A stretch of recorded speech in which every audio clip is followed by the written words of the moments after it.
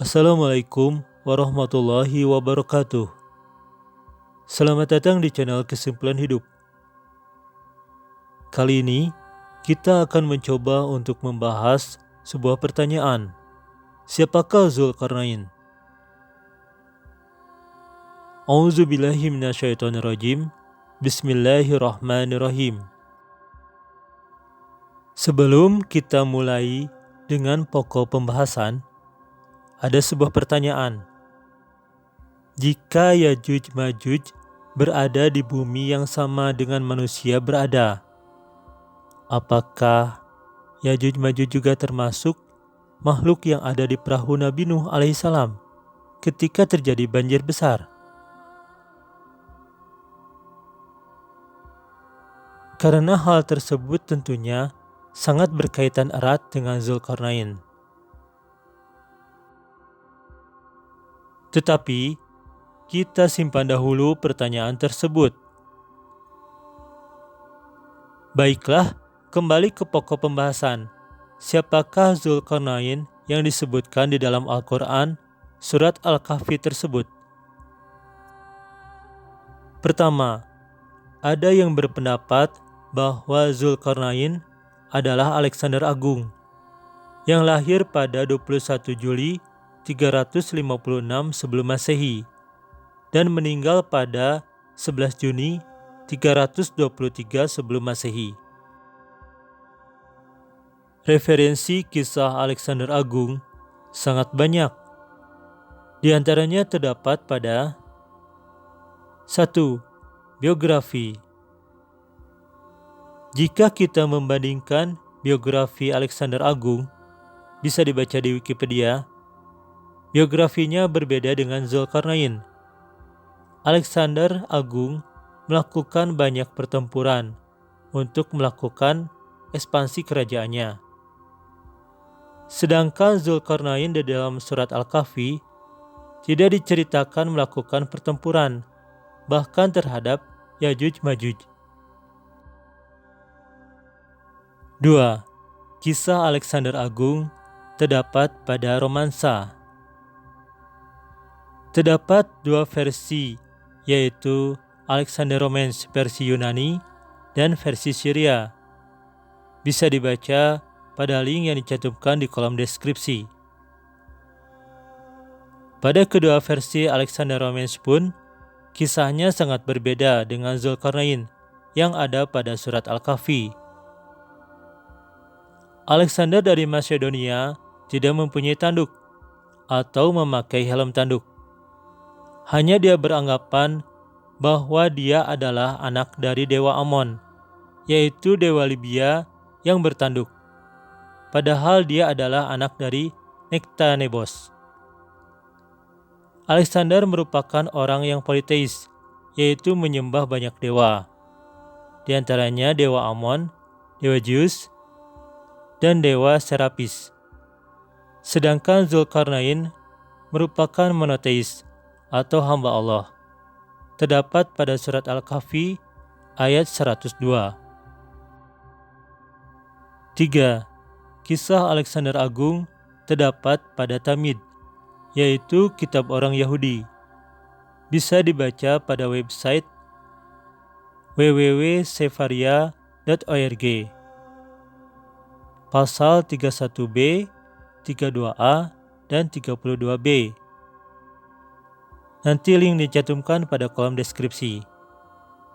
Terdapat perjalanan Alexander Agung di pegunungan kegelapan, tetapi kisahnya pun sangat berbeda dengan kisah Zulkarnain pada surat Al-Kahfi. 4. Kisah Alexander Agung juga terdapat pada dongeng orang Yahudi atau Jewish Tale. Salah satunya bisa dibaca pada Jewish Fairy Tales and Legend oleh Aunt Naomi, halaman 118 sampai halaman 127. Terdapat perjalanan Alexander Agung dari Macedonia, mirip dengan yang ada pada Tamid. Tidak ada kisah Alexander Agung yang mirip dengan kisah Zulkarnain pada surat Al-Kahfi yang mencari penyebab terjadinya kerusakan di bumi dengan mengikuti gejala atau fenomena yang terjadi pada matahari dan membuat penghalang dari Yajuj-Majuj. Alexander Agung bukanlah Zulkarnain yang ada pada surat Al-Kahfi, karena dari semua referensi yang ada mengenai Alexander Agung sangatlah berbeda dengan kisah Zulkarnain. 2.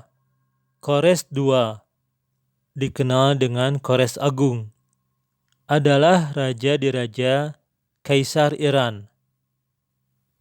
Kores Agung berkuasa dari tahun 550 sampai tahun 530 sebelum Masehi. Referensi mengenai Kores Agung terdapat pada 1. Biografi. Kekaisarannya membentang dari Laut Tengah di barat sampai Sungai Indus di timur. Quraisy juga disebut dalam Tanakh, yaitu kitab suci Yahudi, dan Alkitab, yaitu kitab suci Kristen, terkait titahnya untuk mengembalikan orang-orang buangan, termasuk bangsa Yahudi, kembali ke tanah air mereka masing-masing, serta mengizinkan bangsa Yahudi membangun kembali bait suci di Yerusalem. Titah itu ditulis antara lain dalam silinder atau tabung Quraisy yang ditulis tahun 539 sebelum Masehi dan saat ini disimpan di British Museum di London. Sebagian ulama muslim modern berpendapat bahwa sosok Zulkarnain yang disebut di dalam Al-Quran adalah Quraisy. 2. Mitologi. Dalam mitologi Kores Agung sangat sadis. Saya tidak akan menceritakan dalam video ini. Jika penasaran, silakan baca di Wikipedia. Sebagian ulama mentafsirkan Kores Agung sebagai Zulkarnain jika ayat-ayat yang menjadi ciri-ciri Zulkarnain di dalam surat Al-Kahfi dianggap sebagai majas, seperti Qarn yang ditafsirkan sebagai periode atau abad. Kekuatan dalam surat Al-Kahfi 84 diartikan sebagai kekuasaan. Pencarian penyebab kerusakan di bumi dari arah matahari terbenam ke arah matahari terbit diartikan sebagai kekaisaran yang membentang dari Laut Tengah di barat sampai Sungai Indus di timur. Tidak ada kisah Kores Agung yang mirip dengan kisah Zulkarnain pada surat Al-Kahfi yang mencari penyebab terjadinya kerusakan di bumi, mengikuti gejala atau fenomena yang terjadi pada matahari dan membuat penghalang dari Yajuj-Majuj. Kembali ke pertanyaan tadi, jika Yajuj-Majuj berada pada daerah yang sama dengan manusia berada di belahan bumi ini, apakah Yajuj-Majuj ikut dalam perahu Nabi Nuh alaihissalam ketika banjir besar terjadi? Karena pertanyaan ini ada hubungannya dengan sosok Zulkarnain. Jika Zulkarnain adalah Alexander Agung atau Kores Agung yang hidup pada zaman jauh setelah Nabi Nuh alaihissalam, jumlah manusia pada zaman Alexander Agung atau zaman Kores Agung sudah banyak.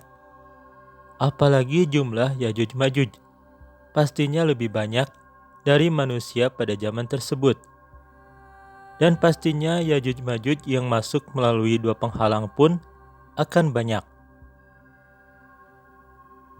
Jadi, kemungkinan Zulkarnain hidup pada zaman setelah Nabi Nuh alaihissalam atau yang berdekatan dengan zaman Nabi Nuh alaihissalam, misalkan sejaman dengan Nabi Ibrahim alaihissalam.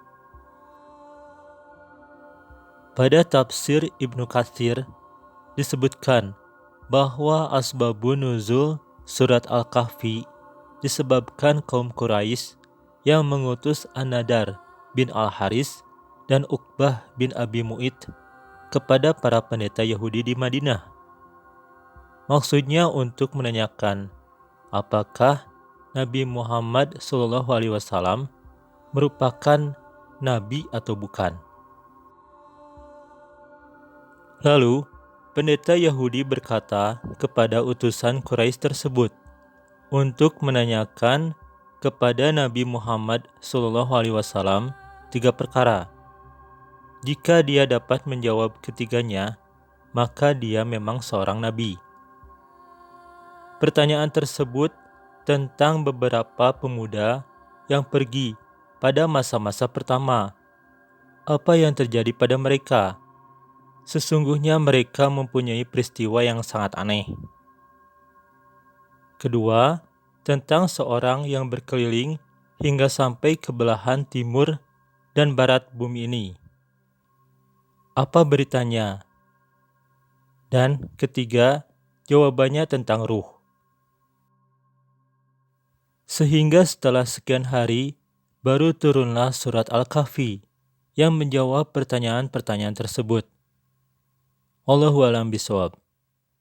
Secara logika, pertanyaan-pertanyaan dari pendeta Yahudi di Madinah adalah pertanyaan yang sulit dan tidak umum, yang mungkin pada waktu tersebut hanya pendeta Yahudi tertentu saja yang mengetahuinya.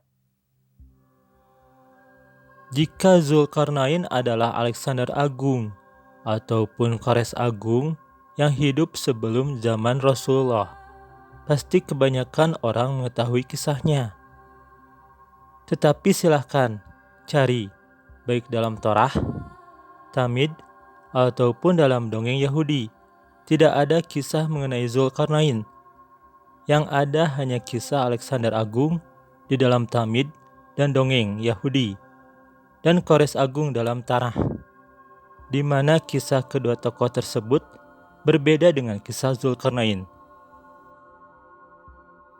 Jika Zulkarnain bukan Alexander Agung ataupun Kores Agung, lalu siapakah Zulkarnain? Sebenarnya ada clue di dalam Al-Quran, surat Al-Kahfi, mengenai siapa sebenarnya sosok Zulkarnain. Tetapi ini juga mungkin, wallahu a'lam bishawab. Clue-nya terdapat pada surat Al-Kahfi ayat 102. Apakah maka dia telah menyangka, yaitu orang yang mereka telah kafir, bahwa dia sedang atau akan mengambil mereka, hamba-hambaku dari di bawahku, sebagai aulia. Kata ini merupakan isim jama' taksir, artinya penguasa, pengurus, pemerintah, penolong. Sesungguhnya telah kami siapkan neraka bagi orang-orang kafir, tempat tinggal. Silahkan Anda cek di dalam Al-Quran. Ayat tersebut berdekatan dengan ayat mengenai kisah Zulkarnain. Apakah ayat tersebut berhubungan dan mengungkapkan siapa sebenarnya Zulkarnain? Wallahu a'lam bishawab. Ini hanyalah sebuah pertanyaan, karena tentunya sudut pandang setiap orang berbeda. Apakah aulia yang dimaksud pada Quran surat Al-Kahfi ayat 102 tersebut bisa ditafsirkan sebagai dewa? Apakah aulia yang dimaksud pada Quran surat Al-Kahfi ayat 102 tersebut adalah Zulkarnain? Apakah Zulkarnain dianggap sebagai dewa? Wallahu a'lam bishawab. Sekali lagi, itu hanyalah sebuah pertanyaan yang pastinya setiap orang memiliki sudut pandang yang berbeda. Zulkarnain diberi kekuatan fisik yang besar. Hal tersebut terbukti pada surat Al-Kahfi ayat 96. Jubarun artinya potongan-potongan besar. Bisa dilihat pada Kamus Al-Munawwir halaman 559. Apakah Alexander Agung ataupun Kores Agung yang merupakan seorang raja sanggup dan bersedia menerima potongan-potongan besar besi ketika membuat penghalang dari Yajuj-Majuj? Alexander Agung atau juga dikenal dengan Iskandar Zulkarnain beranggapan bahwa dia adalah anak dari dewa yang memiliki tanduk. Apakah Zulkarnain dianggap? Sekali lagi, itu hanyalah anggapan orang kafir. Apakah Zulkarnain dianggap sebagai dewa yang memiliki dua tanduk dan berkaitan dengan matahari? Wallahu a'lam bishawab. Untuk kesekian kalinya, itu hanyalah sebuah pertanyaan, dikarenakan siapa sebenarnya Zulkarnain pastinya masih sebuah misteri, dan setiap orang memiliki sudut pandang yang berbeda. Subhanakallahumma rabbana wa bihamdika maghfirli yata'awalu Quran. Konten ini hanya berbagi ilmu. Maaf jika dalam pembahasannya masih banyak kekurangan dan terdapat kesalahan. Terima kasih sudah menonton video ini. Semoga kita semua dalam keadaan sehat, jiwa dan raga, juga menjadi pribadi yang lebih baik. Wassalamualaikum warahmatullahi wabarakatuh.